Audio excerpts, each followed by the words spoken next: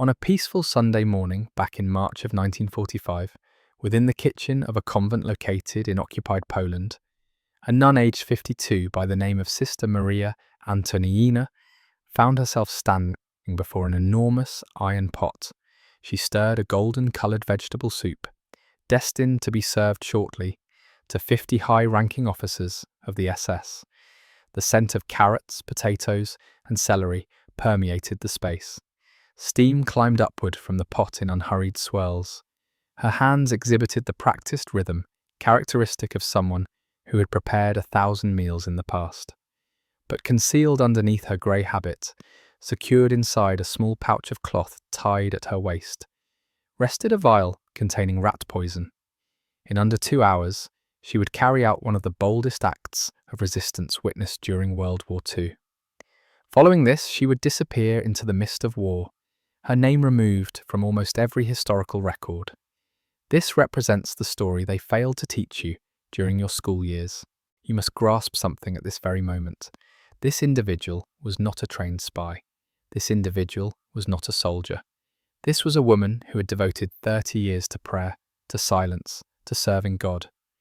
She had taken sacred vows of poverty, chastity, and obedience. She had never discharged a firearm. She had never hurled a grenade. She had never even elevated her voice in fury. Yet on that particular Sunday morning, Sister Maria Antonina arrived at a decision that would rescue hundreds of lives while costing her absolutely everything. The question is not whether she completed this act.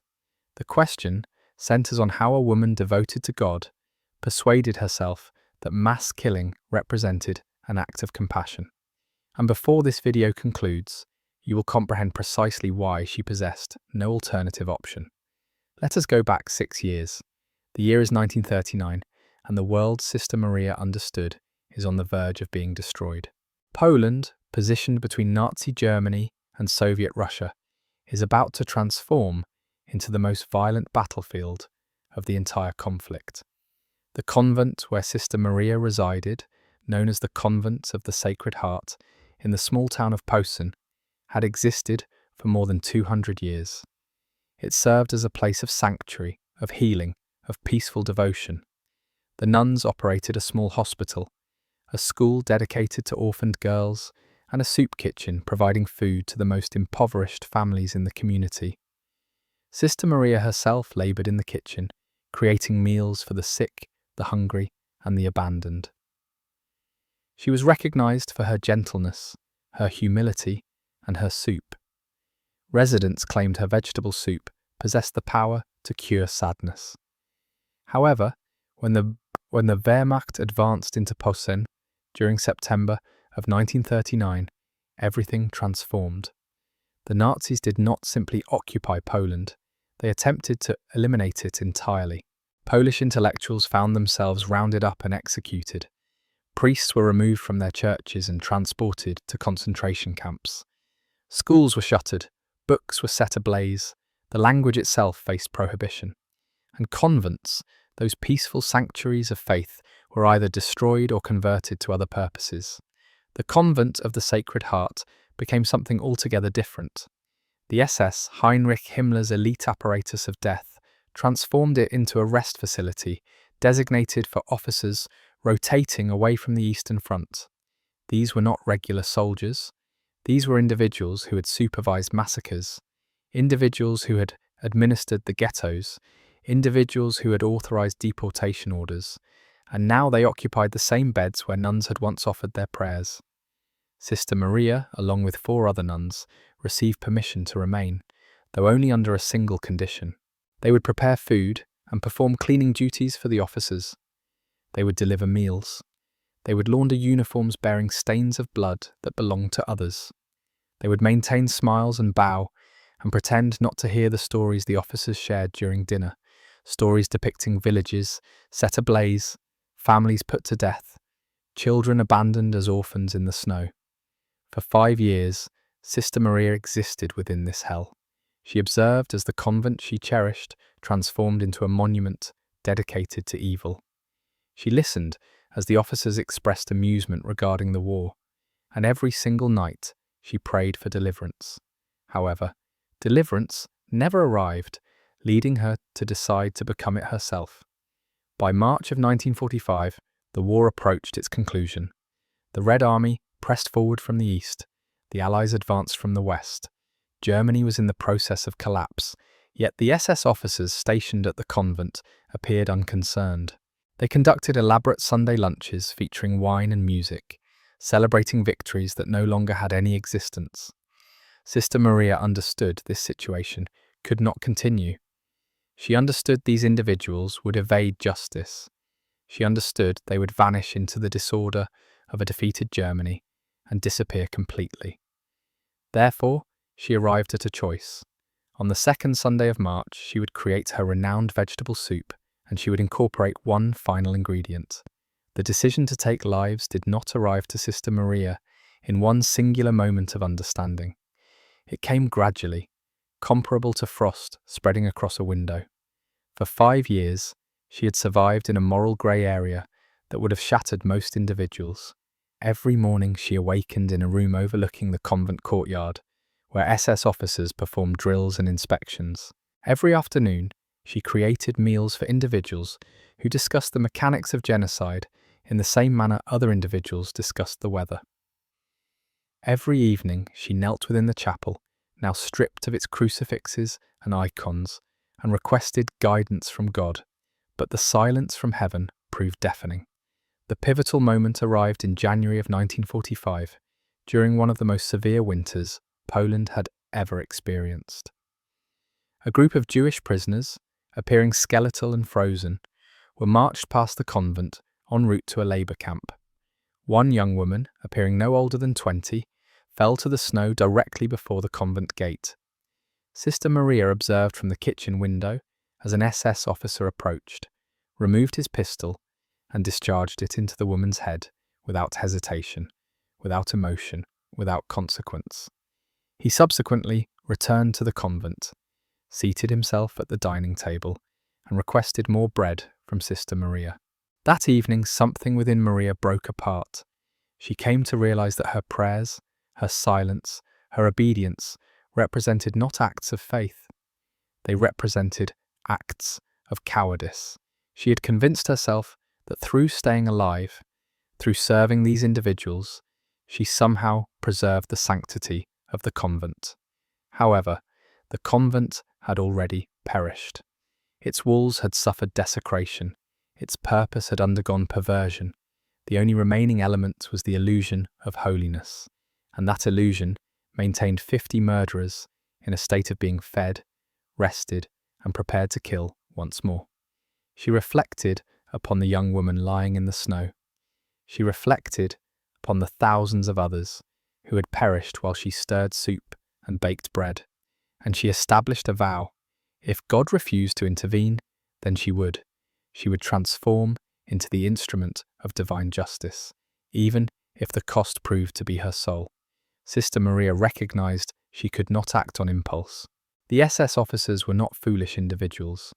They exhibited paranoia, discipline, and heightened awareness regarding threats. The convent remained under constant surveillance. Every delivery of food underwent inspection. Every visitor faced questioning. The officers rotated their schedules in unpredictable patterns, rendering it impossible to target specific individuals. However, Sister Maria possessed a single advantage. She was invisible. Following 5 years of servitude, the officers no longer perceived her as a threat. They perceived her as furniture.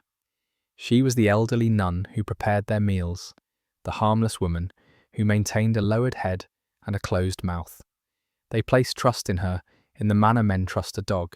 They never conceived she possessed the capability to bite. Throughout the following 2 months, Sister Maria commenced her planning. She examined the officers' routines, documenting when they assembled in the greatest numbers. Sunday lunch emerged as the ideal opportunity. Every Sunday at noon, the officers gathered in the main dining hall for a shared meal. It functioned as a ritual, a tradition designed to elevate morale. Attendance was mandatory. All 50 officers stationed at the convent would be present. The meal invariably commenced with soup, served family style within large porcelain tureens. Sister Maria created the soup herself, alone within the kitchen, without supervision. It represented the single task the Germans never questioned. After all, what harm could an elderly nun inflict with vegetables and broth? The concluding piece of the puzzle involved the poison itself. Sister Maria required something lethal, fast-acting, yet not immediately apparent. She could not afford for the officers to comprehend they had been poisoned prior to all of them consuming the soup. Rat poison, specifically a compound identified as arsenic trioxide, became her solution. It was easily obtainable in the convent basement, utilised to control the rodent population that flourished in the old stone walls. In modest doses, arsenic trioxide produced nausea and stomach cramps. In substantial doses, it produced organ failure and death. Sister Maria calculated that if she dissolved sufficient poison into a single batch of soup, and if every officer consumed at minimum one complete bowl, the outcomes would prove catastrophic. However, the risks were substantial. If even a single officer developed suspicion of foul play, if even one person declined the soup, the entire plan would disintegrate, and Sister Maria would face execution immediately. The morning of the second Sunday in March arrived accompanied by unseasonable warmth. Snow that had covered the convent grounds for months began melting, producing rivers of mud that wound through the courtyard. Sister Maria awakened before dawn, as she habitually did, though this particular morning felt different. Her hands exhibited trembling as she dressed. Her heart pounded with such volume she felt certain the other nuns could detect it through the thin walls. She had scarcely slept. Throughout the night she had mentally reviewed the plan, searching for flaws, for errors, for reasons to abandon the entire operation. Yet every time she closed her eyes, she witnessed the young woman in the snow. She witnessed the mass graves. She witnessed the children separated from their mothers. And she understood there existed no turning back. This was no longer about revenge. It concerned justice. It concerned ensuring that at minimum, some of the individuals responsible for unspeakable evil would never possess the opportunity to escape into comfortable obscurity.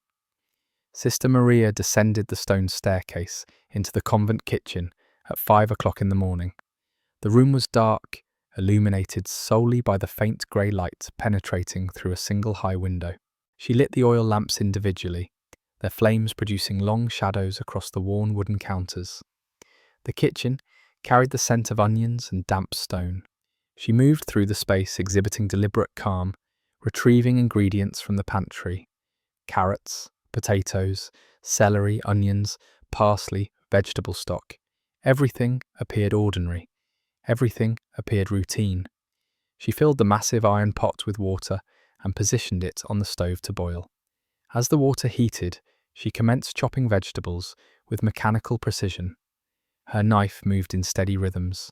Chop, chop, chop. She had created this soup hundreds of times previously.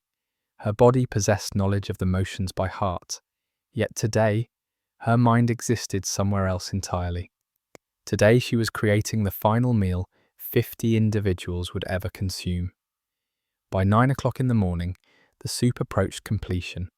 The vegetables had softened into tender submission. The broth had thickened into a rich golden liquid that filled the kitchen with a comforting aroma. It appeared perfect. It carried a perfect scent. It tasted perfect. Sister Maria had sampled a small spoonful from the uppermost layer, ensuring the flavour maintained balance. Now arrived the moment she had been dreading. She reached into the folds of her habit and retrieved the small glass vial she had concealed there. Inside rested a fine white powder, arsenic trioxide. She had measured it with care the previous night, using an old apothecary scale she had discovered in the convent infirmary. Too little, and the officers would merely become ill. Too much, and the poison might leave a detectable taste or texture. She had calculated the dosage based upon the volume of soup and the number of individuals who would consume it. Each officer would receive approximately 3 grams of arsenic, more than sufficient to prove lethal. Sister Maria's hands exhibited shaking as she unscrewed the vial. She paused, staring at the white powder. This represented the point of no return. Once the poison entered the soup, there would exist no method to reverse what she was about to execute. She reflected upon her vows. She reflected upon the commandment she was about to violate. Thou shalt not kill. However, then she reflected upon another commandment. Thou shalt not stand idly by while thy neighbour's blood is shed. She reflected upon the Jewish woman in the snow. She reflected upon the villages burned to ash. She reflected upon the children who would never reach old age. And she poured the poison into the soup. The powder dissolved instantly, vanishing into the golden broth without leaving a trace. She stirred the pot slowly, ensuring the poison achieved even distribution. Then she stepped backward, crossed herself, and whispered a prayer, not requesting forgiveness, but requesting strength. At 11:30, the officers commenced arriving in the dining hall. Sister Maria could detect their boots echoing through the corridors, their voices loud and filled with joy. They existed in good spirits. Rumour had circulated that the war would conclude soon, and many believed they would receive reassignment to comfortable administrative posts in Berlin. They possessed no awareness that in 30 minutes they would be dead. Sister Maria ladled the soup into porcelain tureens, her face exhibiting a mask of serene calm. She transported the tureens into the dining hall on a wooden cart, positioning them on the long oak table where the officers sat. They scarcely acknowledged her presence. To them, she was simply the old nun, the invisible servant. One officer waved his hand with impatience, signalling for her to accelerate. Another expressed a crude joke regarding the soup being the only positive aspect about this God-forsaken convent. Sister Maria said nothing. She simply bowed her head and returned to the kitchen, and then she waited. Sister Maria positioned herself in the kitchen doorway, concealed in the shadows, observing through a narrow crack as the officers commenced their meal. The dining hall was filled with noise. Laughter reverberated off the high stone walls. Silverware clinked against porcelain. Wine glasses were elevated in toasts to the fatherland, to victory, to survival. The officers sat shoulder to shoulder along the massive oak table, their black uniforms pristine, their medals reflecting light in the afternoon light streaming through the tall windows. They appeared invincible. They appeared untouchable. However, Sister Maria possessed better knowledge. She understood that in under an hour, most of them would be writhing on the floor, gripping their stomachs, pleading for relief that would never arrive. She experienced no satisfaction at the thought, no joy, no sense of triumph, only a cold, hollow certainty that what she had executed was necessary. The soup was served in waves. The first tureen was emptied within minutes. The officers praised the flavour, declaring it the finest batch Sister Maria had ever created. One young lieutenant, scarcely 25 years old, requested a second bowl, then a third. Sister Maria experienced a pang of something she could not quite identify. Was it guilt, regret, or simply the recognition that this young individual, who might have been someone's son, someone's brother, had chosen to wear the uniform of monsters? He had chosen to serve an ideology constructed upon hatred and extermination. He had made his choice, and now so had she. The officers continued eating, oblivious to the fate already travelling through their bloodstreams. Arsenic is a cruel poison. It does not kill instantly. It functions slowly, methodically, attacking the digestive system first, then spreading to the kidneys, the liver, the heart. The initial symptoms, nausea and stomach cramps, can require anywhere from 30 minutes to 2 hours to manifest. Sister Maria had timed everything with perfection. By the time the officers realised something was wrong, it would be far too late. At 1:45, the first officer commenced feeling ill. It was the same young lieutenant who had eaten 3 bowls. He stood abruptly from the table, his face pale, his hand pressed against his stomach. He muttered something about requiring air and stumbled toward the door. The other officers scarcely noticed. They were too absorbed in their own conversations, their own meals, their own sense of invincibility. However, within 10 minutes, another officer stood, then another, then 3 more. The dining hall, which had been so loud and chaotic just moments prior, began to quiet. The laughter faded. The toasts ceased. Officers looked at each other with confusion, then concern, then fear. Something was very wrong. One officer vomited violently onto the floor. Another collapsed against the wall, clutching his chest. Panic spread comparable to wildfire. Voices rose in alarm. Someone shouted for a medic. Someone else screamed that they had been poisoned. Sister Maria retreated deeper into the kitchen, her back pressed against the cold stone wall. She could detect the chaos unfolding in the dining hall, the screams, the retching, the sound of bodies hitting the floor. She closed her eyes and prayed, not for the officers, but for herself. She prayed that God would understand.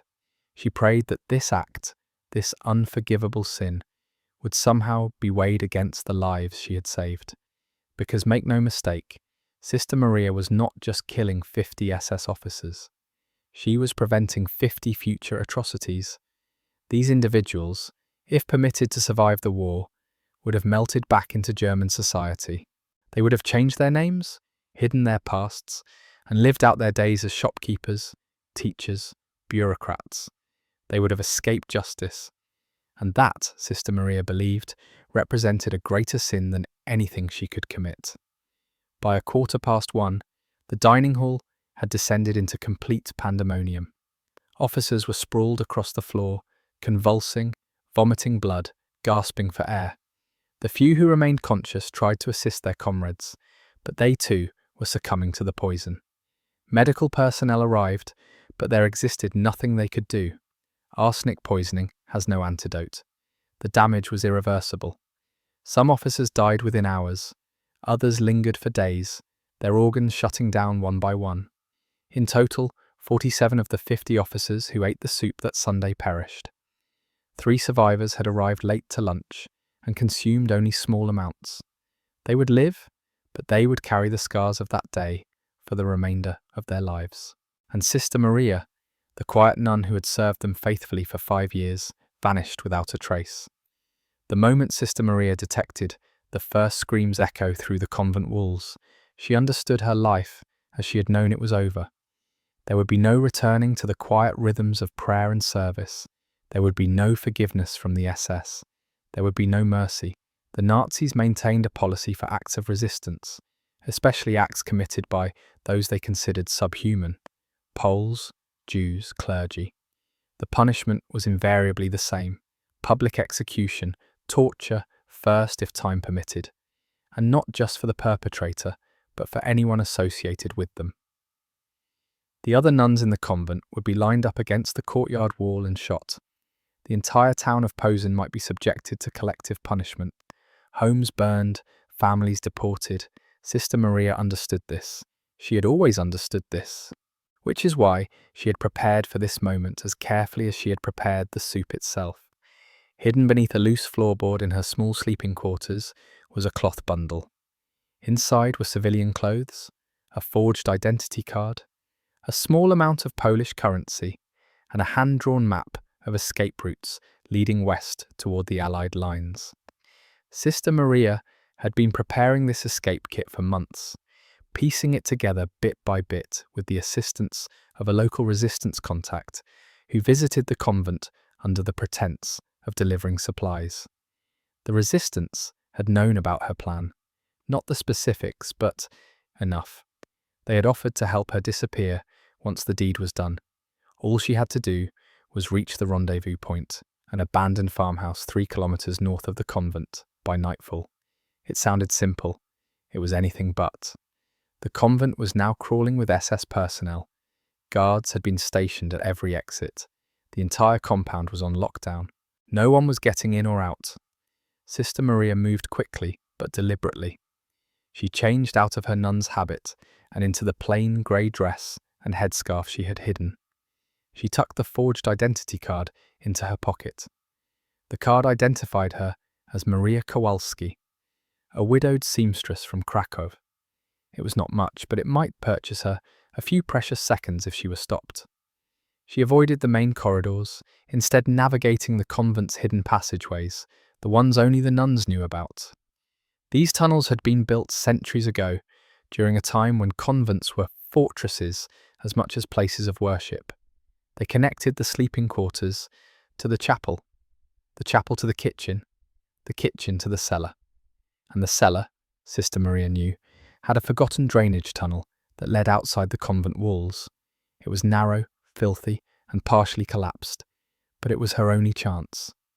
She descended into the cellar, her footsteps silent on the stone stairs. Above her, she could detect boots pounding through the hallways, voices shouting orders. The Germans were conducting a full sweep of the convent, searching for the person responsible. They would find the other nuns soon. They would interrogate them. Sister Maria experienced a sharp stab of guilt. The other sisters had no knowledge of her plan. They were innocent, but innocence meant nothing to the SS. She pushed the guilt aside. She could not afford to feel anything right now. Emotion would slow her down. Emotion would get her killed. She reached the far corner of the cellar, where old wooden crates and barrels were stacked against the wall. Behind them was the entrance to the drainage tunnel. She pulled the crates aside, revealing a narrow opening barely wide enough for a person to crawl through. The air that rushed out was dank and foul, thick with the smell of mildew and rot. Sister Maria did not hesitate. She dropped to her hands and knees and crawled into the darkness.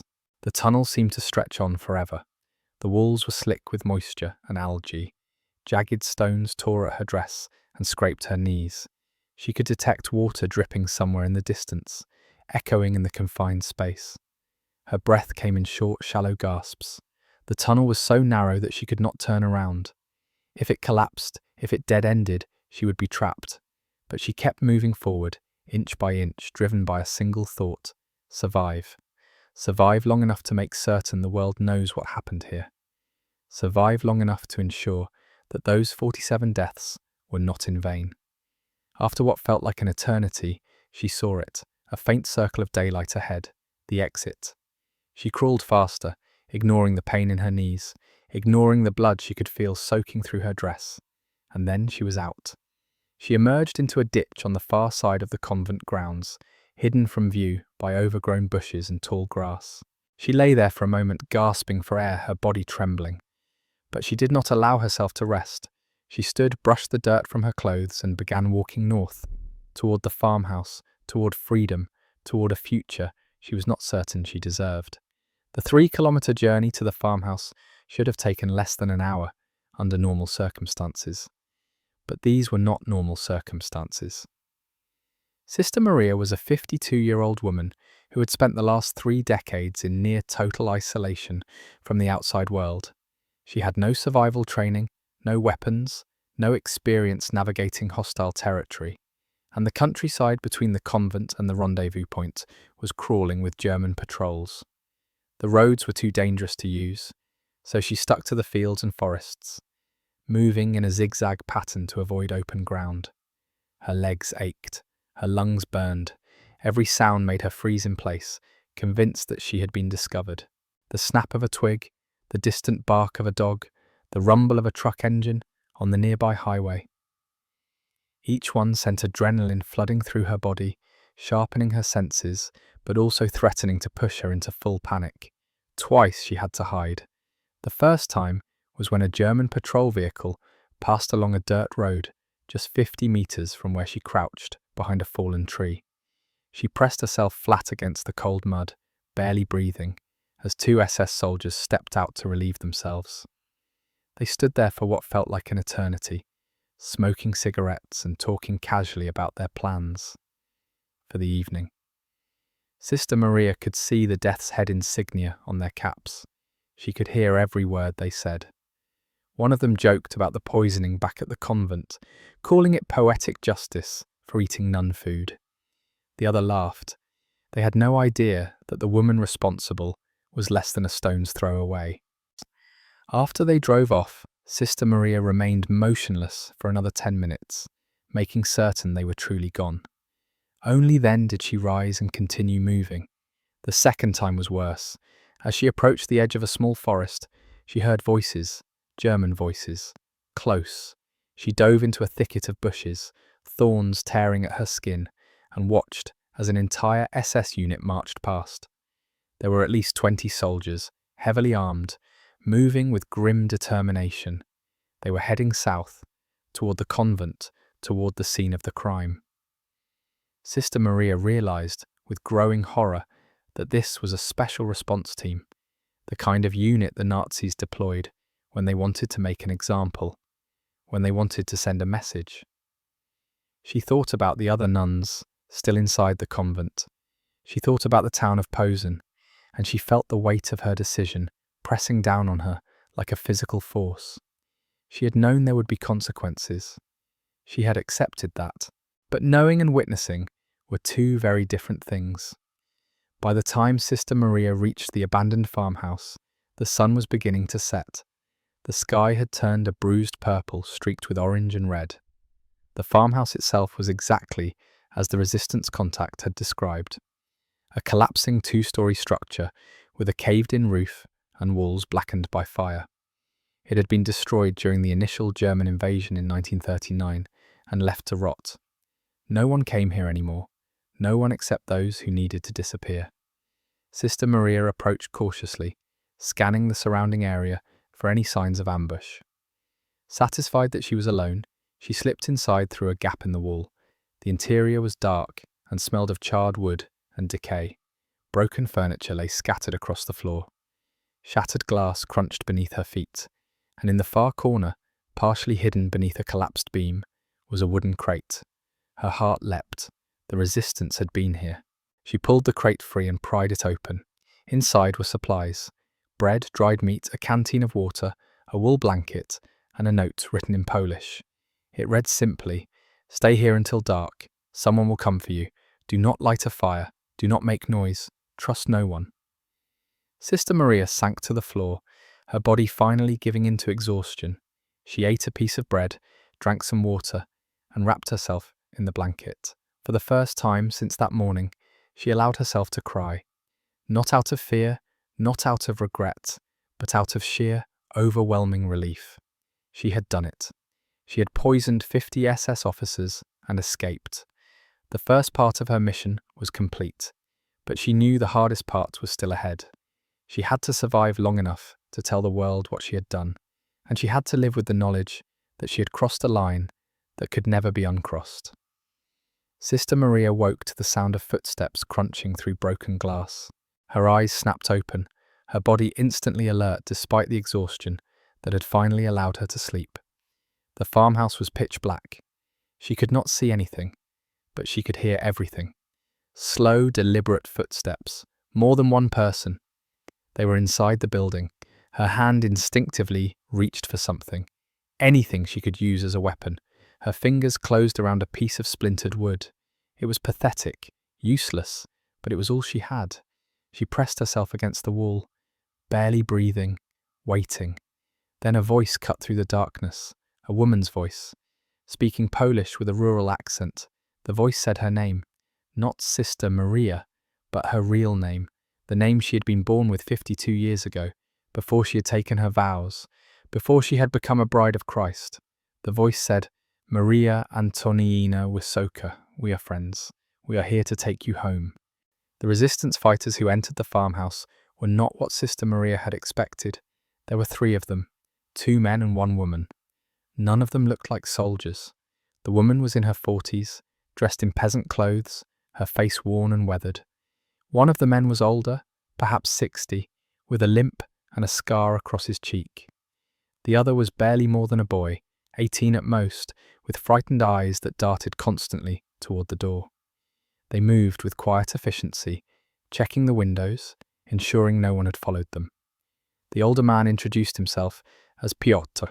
He explained that they were part of a larger network that had been operating in the region since the beginning of the occupation. They had safe houses scattered throughout the countryside, routes into the forests, contacts in the cities. Their job was to smuggle people out of Poland. Jews, Allied pilots, resistance fighters, and now a nun who had just committed one of the most audacious acts of sabotage in the entire war. Piotr told Sister Maria what had happened after she escaped. The SS had discovered the bodies within an hour.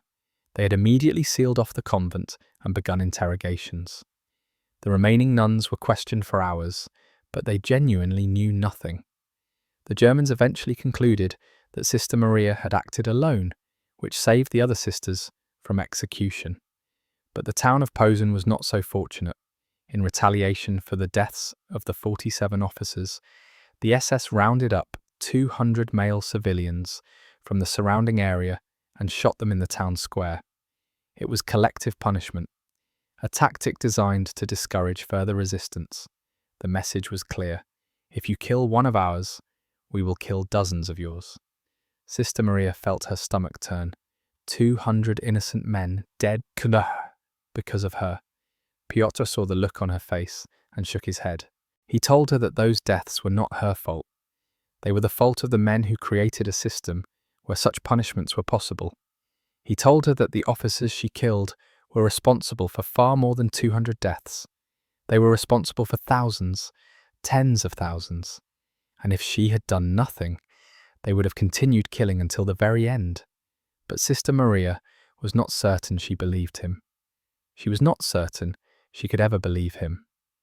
She had always thought of herself as someone who healed, who nurtured, who gave life.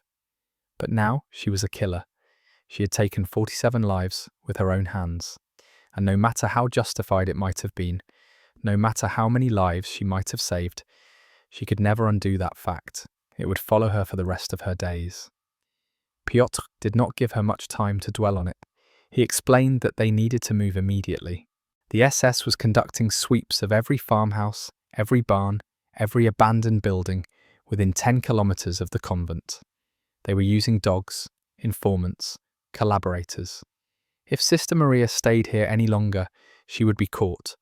And if she were caught, she would be tortured until she revealed the names of everyone who had helped her. Then she would be hanged in a public square, her body left to rot as a warning to others. The resistance could not allow that to happen, not just for her sake, but for theirs. The plan was simple, but dangerous. They would travel only at night, moving west through a series of safe houses until they reached the front lines.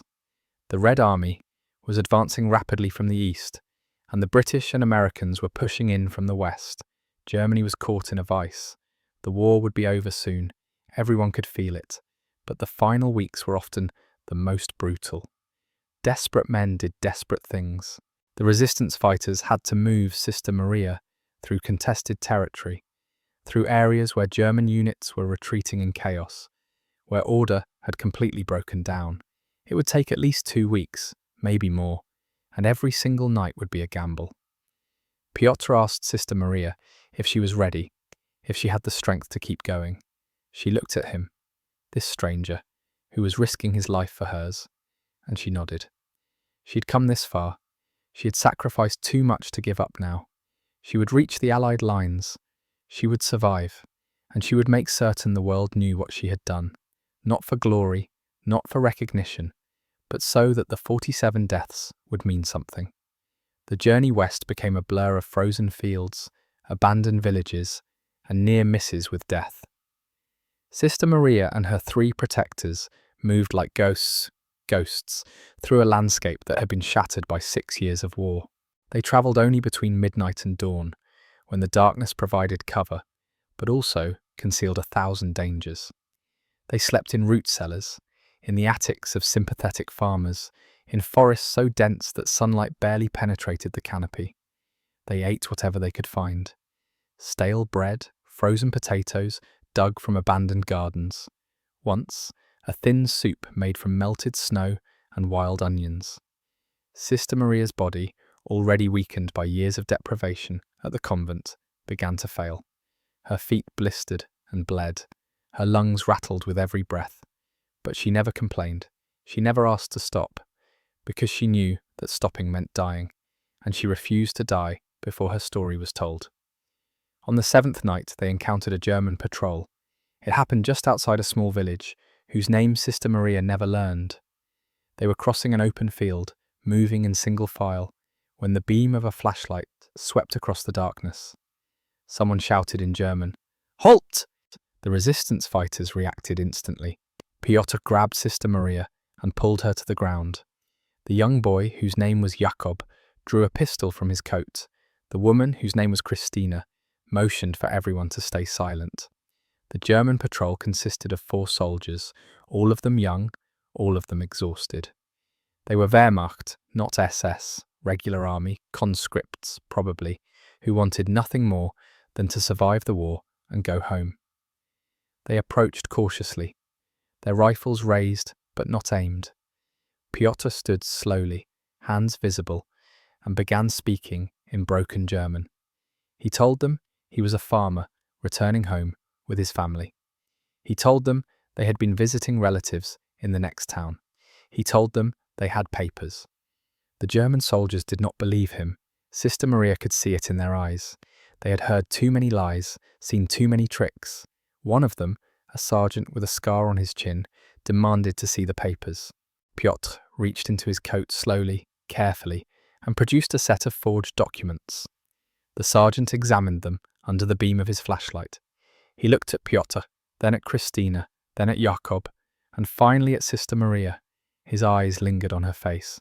She looked away, terrified that he would see through the disguise, that he would recognize her as the nun from the convent. The sergeant asked her a question in German. She did not understand. Christina quickly intervened, explaining in German that Sister Maria was deaf and mute, a childhood illness. The sergeant stared at Sister Maria for a long moment, then he looked back at Piotr, and he did something unexpected. He handed the papers back and told them to go quickly, before his commanding officer arrived. Sister Maria did not understand what had just happened until they were a kilometre away. Piotr explained that the sergeant had seen through their story, but had chosen to let them go anyway. It happened sometimes, especially this late in the war, soldiers who were tired of killing, soldiers who no longer believed in the cause, soldiers who simply wanted the nightmare to end. The sergeant could have arrested them. He could have called for reinforcements, but instead, he had given them a chance. Sister Maria wondered if he knew who she was, if word of the poisoning had spread beyond the SS, if he had looked at her and seen not a fugitive, but a symbol of something larger, an act of defiance that even some Germans could respect. She would never know. But for the first time since she had poured the poison into the soup, she felt something other than guilt. She felt a flicker of hope. By the 14th night they reached the front lines. The sound of artillery fire rumbled in the distance like thunder that never stopped. The sky glowed orange on the horizon, lit by burning villages and exploding ammunition depots. The resistance fighters led Sister Maria to the edge of a dense forest, where the trees had been shredded by shrapnel and the ground was pocked with craters. Piotr pointed toward a distant ridge. Beyond that ridge, he said, were British forces. They had advanced rapidly in the past week and were now holding a defensive line along a river. If Sister Maria could cross the ridge and reach the river, she would be safe, but she would have to go alone. The resistance fighters could not risk crossing into Allied territory. They had work to do, people to save, a country to rebuild. Piotr gave Sister Maria a white cloth and told her to wave it as she approached the British lines. He told her to shout that she was a refugee, that she was Polish, that she needed help. And then he hugged her. It was brief, awkward, but filled with a respect that words could not convey. Christina and Jakob said their goodbyes as well. And then they disappeared back into the forest, leaving Sister Maria alone at the edge of freedom. Sister Maria stood at the edge of the forest for a long time, staring at the ridge that separated her from safety. The white cloth hung limp in her hand. Her legs trembled with exhaustion. Every part of her body screamed for rest. But she knew that if she stopped now, if she allowed herself to collapse, she might never get up again. So she began walking, one foot in front of the other. The terrain was brutal. The ground had been churned by tank treads and artillery shells, transforming what had once been farmland into a muddy wasteland. Craters filled with stagnant water dotted the landscape. Twisted metal, the remains of destroyed vehicles, jutted from the earth like broken bones. The air smelled of smoke and chemicals, and everywhere there was silence, a terrible, oppressive silence that seemed to swallow all sound. No birds, no wind, just the distant rumble of guns and the wet squelch of her footsteps in the mud. Halfway up the ridge, Sister Maria stumbled and fell. Her hands plunged into cold mud. She tried to stand, but her legs would not cooperate. Her vision blurred. She realized with a detached kind of clarity that she was dying. Her body had reached its limit. 2 weeks of walking through frozen nights. 2 weeks of barely eating. 2 weeks of fear and adrenaline and guilt had drained every reserve she had. She lay there in the mud, staring up at the grey sky, and thought about the soup. She thought about the officers collapsing in the dining hall. She thought about the 200 civilians executed in retaliation. She thought about the young German sergeant who had let her go, and she thought about the young woman who had been shot in the snow. All of it swirled together in her mind, a chaotic tapestry of violence and mercy, of sin and salvation. She did not know if what she had done was right. She would never know, but she knew it had been necessary, and that would have to be enough. Then she heard voices, English voices. She forced her eyes open and saw figures approaching, soldiers in khaki uniforms, British troops. They were shouting at her, but she could not make out the words. One of them knelt beside her, checking for wounds. Another was speaking into a radio. Sister Maria tried to lift the white cloth, tried to wave it, but her arm would not move. The soldier leaning over her said something in English. She shook her head and responded in Polish. "I am a refugee. I need help." The soldier did not understand. He called over another man, someone who spoke a little Polish. Sister Maria repeated herself. "I am Polish. I escaped from the Germans. I need to tell someone what I did." The translator relayed this to the others. There was confusion, questions, but they did not interrogate her. They simply lifted her onto a stretcher and began carrying her down the other side of the ridge, toward the Allied lines, toward safety, toward a future she had not allowed herself to imagine. Sister Maria spent 3 weeks in a British field hospital, recovering from malnutrition, pneumonia, and exposure. The nurses marvelled at the fact that she had survived at all. Most refugees who arrived in her condition did not make it through the first night, but Sister Maria was stubborn. She clung to life with the same determination that had carried her through the drainage tunnel, through the forests, through the frozen fields. And when she was finally strong enough to speak, she told her story. She told it to a British intelligence officer who had been assigned to interview refugees for information about German positions and troop movements. But when Sister Maria described what she had done at the convent, the officer stopped taking notes. He stared at her in disbelief. He asked her to repeat herself. She did, and he realized he was sitting across from a woman who had single-handedly killed more Nazi officers than some entire resistance cells. The British officer wanted to publicize her story immediately. He saw the propaganda value, a nun who poisoned 50 SS officers.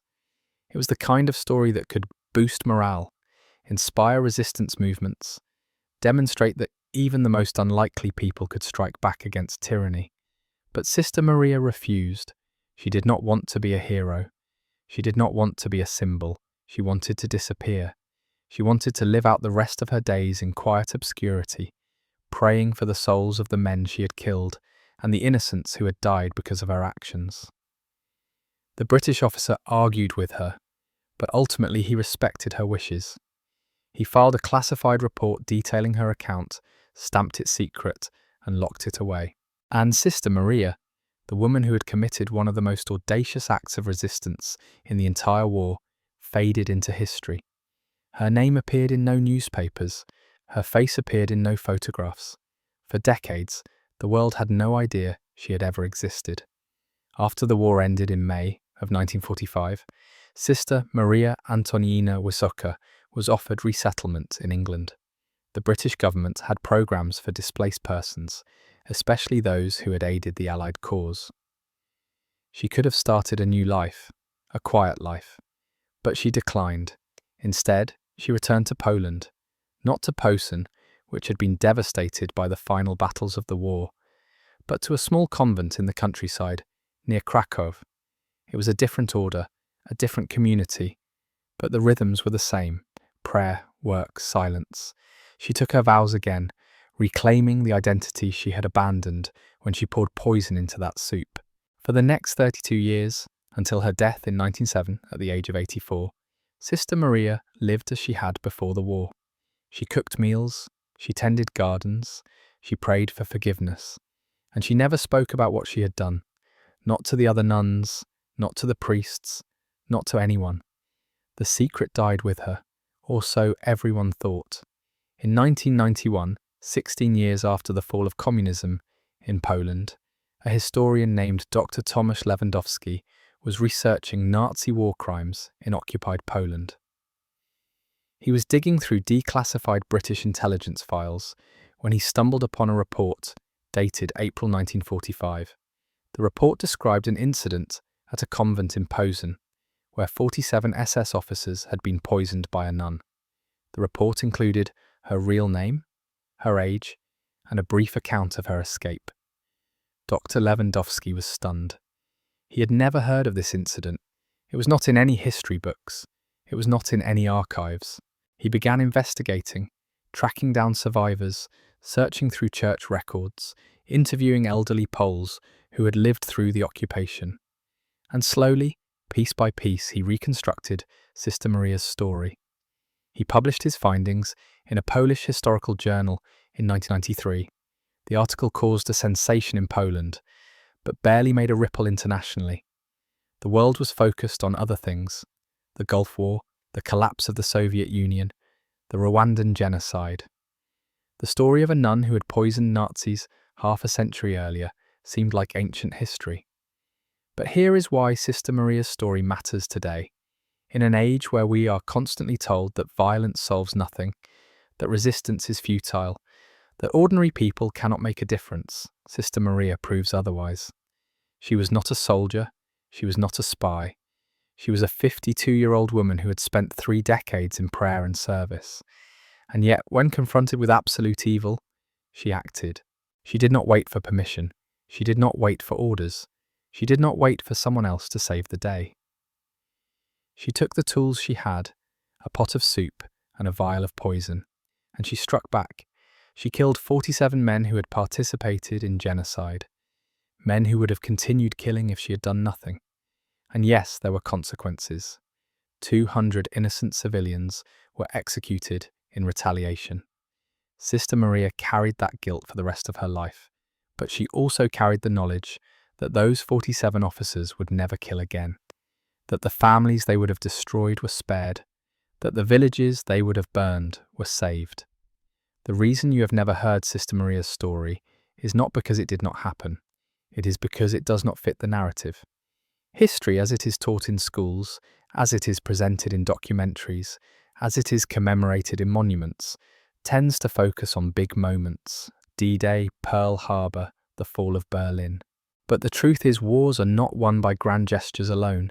They are won by 1,000 small acts of defiance, by a farmer hiding a Jewish family in his barn, by a factory worker sabotaging assembly lines, by a nun poisoning soup.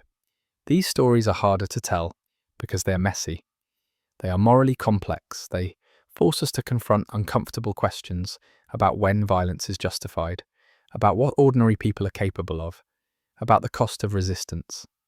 So these stories get buried, they get classified, they get forgotten, and people like Sister Maria, who risked everything to fight back, fade into obscurity.